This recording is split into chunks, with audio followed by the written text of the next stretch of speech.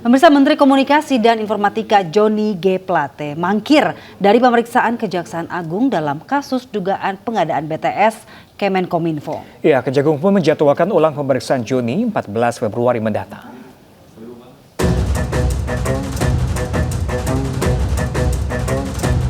Menteri Komunikasi dan Informatika Johnny G. Plate mangkir dari pemeriksaan Kejaksaan Agung hari ini.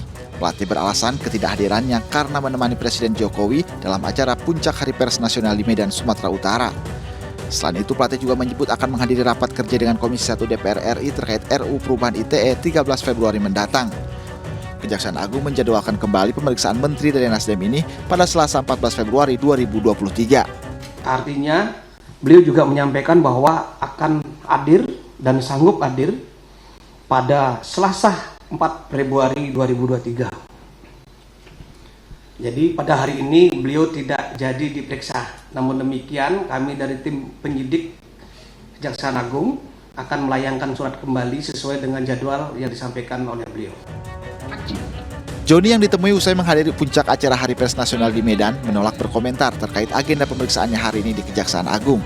Setelah selesai mengisi acara, Menteri dari Nasdem ini pun langsung meninggalkan lokasi. Pak Menteri, ini dulu lah Pak. Pak Menteri. Ini Pak. Menteri. Kita semua harus menghormati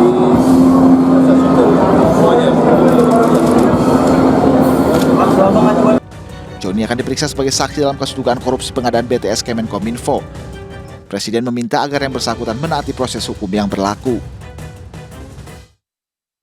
Sebelumnya, pemirsa, Kejaksaan Agung telah menetapkan 5 tersangka dalam kasus korupsi proyek pembangunan infrastruktur BTS 4G bakti Kemenkominfo. Kejagung juga telah memeriksa 60 orang saksi, termasuk adik kandung Menkominfo Johnny G. Plate.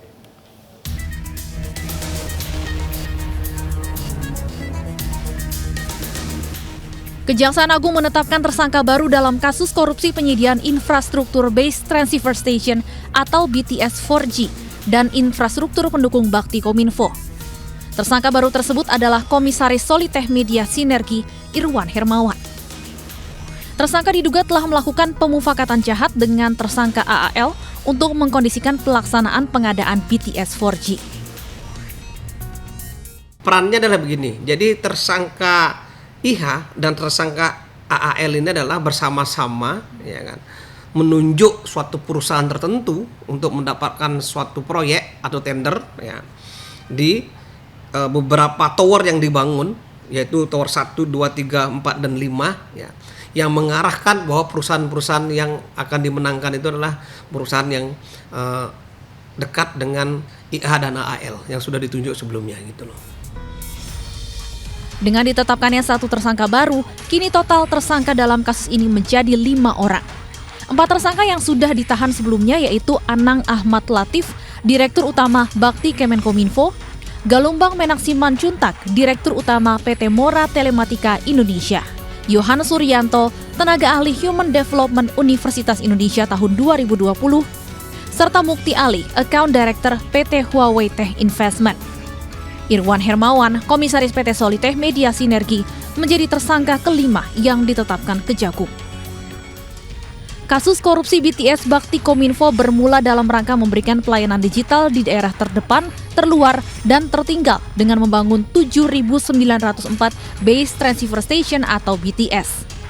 Nilai proyek pengadaan BTS tersebut mencapai 10 triliun rupiah, sementara kerugian negara akibat dugaan korupsi diperkirakan mencapai 1 triliun rupiah. Dalam kasus ini, Kejaksaan Agung telah memeriksa 60 orang saksi dan mencekal 23 orang. Salah satu yang telah diperiksa sebagai saksi adalah adik kandung Menkominfo, Gregorius Alex Plate. Sementara Menkominfo Johnny Plate rencananya akan diperiksa pekan depan. Dengan pengusutan yang masih terus berjalan, bukan tidak mungkin Kejagung akan menetapkan tersangka baru dalam waktu dekat. Tim Liputan iNews melaporkan.